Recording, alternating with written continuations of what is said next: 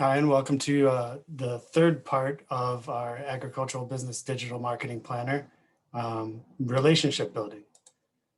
So in this part, you've come to the point where you've focused a little bit on what are your purposes. You've defined some messaging about your company, and you've also looked into a variety of different ways of how to get discovered.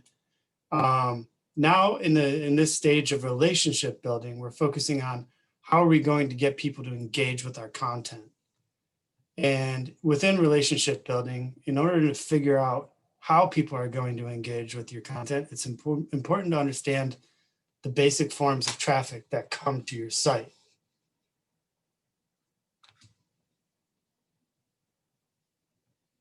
Forms of traffic to your website, I'm basically going to go over about five different forms of traffic to your website. These are basically like the forms of traffic that are pretty generic in analytical terms, and we're going to talk about analytics a little bit later. But I just want to describe the 5 generic forms of traffic that come to your site, beginning with direct traffic.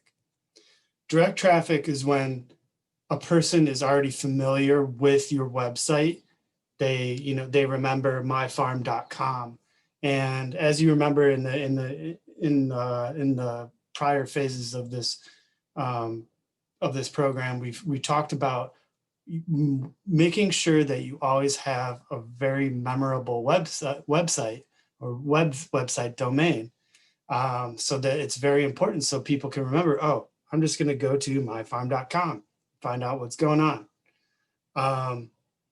When you're looking at direct traffic and you're measuring it, understand that this is a reflection on how well you're promoting your website and how well you are retaining customers. Keys to success, like I mentioned, make sure that your domain is memorable and it's on all printed materials that you have. These materials that you're taking to farmers markets, these materials that you're putting into your shipping packages, perhaps. Always make sure that that domain is on it. And encourage people to bookmark your website. That is, it's a kind of an old tactic, but it still works.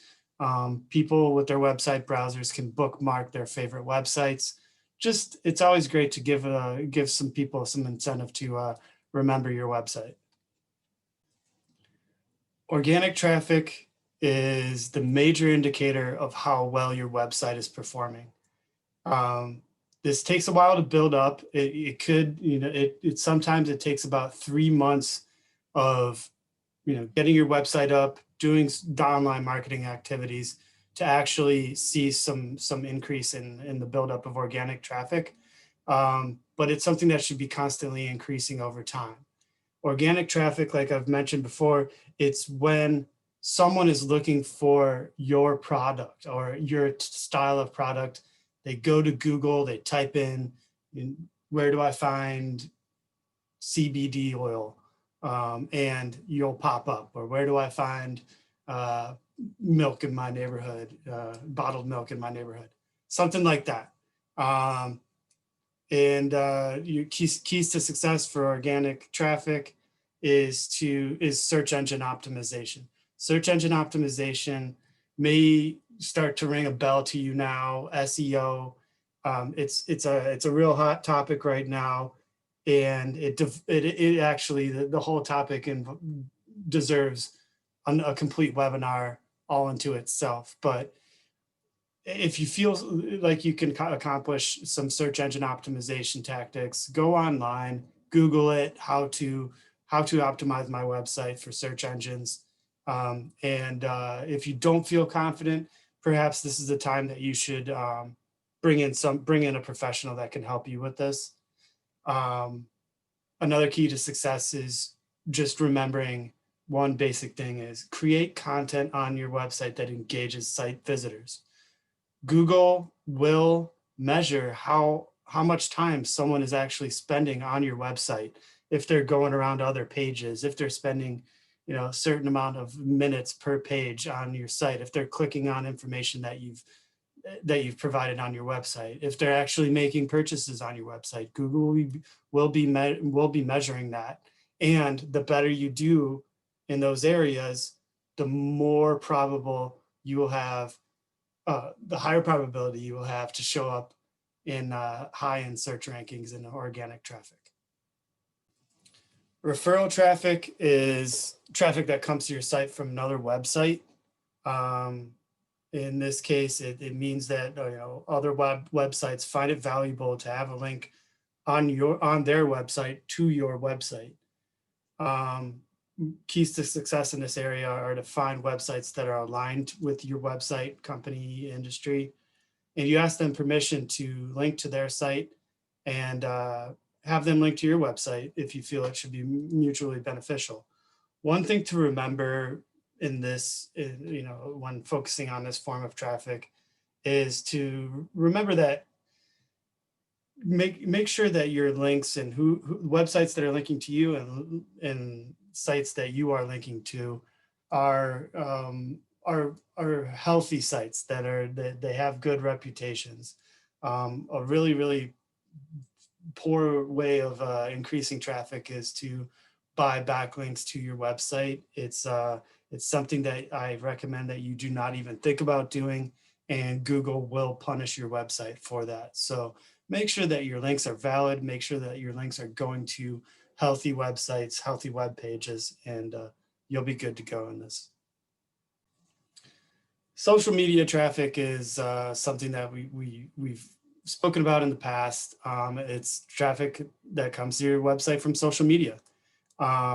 It's a great measurement on how well you are doing with your social media activities, but also it can show if other social media entities are linking to your content and promoting your content on their social media platforms. So it's a very, very powerful form of traffic. It's great to pay attention to. Your keys to success, like most areas of marketing, is always stay consistent with your messaging and make sure that you have calls to action that direct people to your website. Whenever you're putting information out on social media, make sure that it's engaging, but also make sure that you're trying to influence your audience to do something.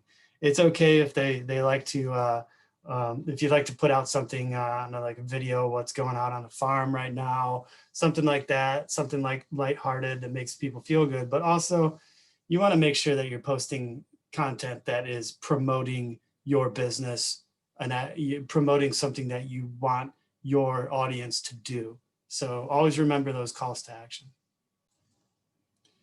Email marketing is the most effective way to build digital relationships with your clients and to increase sales. Email marketing and the traffic that it generates actually leads to the highest conversion rate of all traffic channels. It's because influencing a sale is easier in this channel. What I mean by that is when you're doing email marketing, someone has already given you their email address because they want you to contact them. What I like to call that is a mini agreement, a micro agreement, if you will. They're already saying yes to you. So why not put together some great content to email them to influence a sale? Keys to success in this area, which we will talk about later, is getting an email service, something like MailChimp or Constant Contact. We'll review that in the next part, but it's very, very important to get your own standalone email service, not sending from a Gmail account or something like that. And then, maintain an up-to-date email list.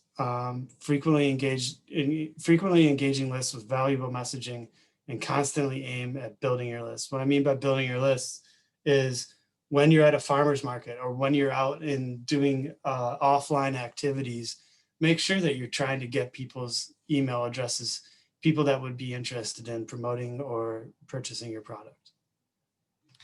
And ultimately for people in Vermont and parts of New York, it's very valuable to utilize Front Porch Forum. I do know that Front Porch Forum has some limitations on posting and promoting businesses, but it is really something that you should look into. See what other people are doing in your local Front Porch Forum, and look at creative ways to promote your business on Front Porch Forum. And now with this section, what you're going to move forward to is completing the feedback form on this webpage.